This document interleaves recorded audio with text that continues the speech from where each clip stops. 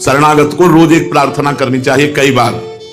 हे प्रभु, हे शरणागत प्रतिपाल लाडली जू, मेरे में बल नहीं कि मैं आपके अनुकूल आचरण कर सकूं। आप ही हमें बल दीजिए जिससे मैं आपके अनुकूल कर सकूं। मेरे में बल नहीं है कि मैं आपके अनुकूल आचरण कर सकूं। और हे प्रियालाल, जो मन वचन कर्म से आपके प्रतिकूल आचरण हुए हों उन्हें क्षमा करो। आप बड़े उदार हो, बड़े कृपालु हो। हे शरणागत भय हारी, ये जीवन आपको समर्पित हो और ये यंत्रवत वैसे ही आचरण हो जैसे आपकी रुचि हो। रोज प्रार्थना करना चाहिए, एकांत में अपने प्रभु से रोज आर्त भाव से प्रार्थना करना चाहिए।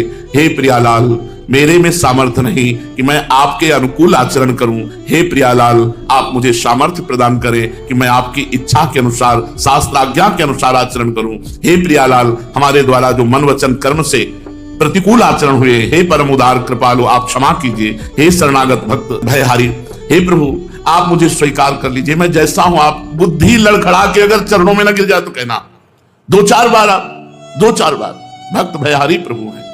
जरूर प्रार्थना अपने प्रभु के सामने खड़े होकर के जरूर प्रार्थना कीजिए, जरूर प्रार्थना कीजिए। हम आपसे कहते हैं आप शरणागत हो जाएंगे, धीरे धीरे आपका आम सकिलकर प्रभु के चरणों में पहुंच जाएगा। बुद्धि लड़खड़ा जाएगी, वो बिल्कुल पंग हो जाएगी। भगवान बड़े कृपालु हैं, बहुत दयालु हैं। बस उनकी चाहिए कि हम प्रार्थना करें। नहीं, सब पर दया है, भगवान सब पर दया कर रहे हैं। पर आप विशेष कृपा पात्र बनना चाहते हैं तो आप विशेष कार्य कीजिए, भगवान से प्रार्थना कीजिए। हमारी सामर्थ्य नहीं कि हम भगवत आज्ञा के अनुसार चल सके। चाहते तो हैं, लेकिन जबरदस्ती ये कामना, वासना, ये इच्छा हमको भगवान से विरुद्ध आचरण में प्रेरित कर देती है, विरुद्ध चिंतन करने में विवश कर देती है। तो हम क्या करें?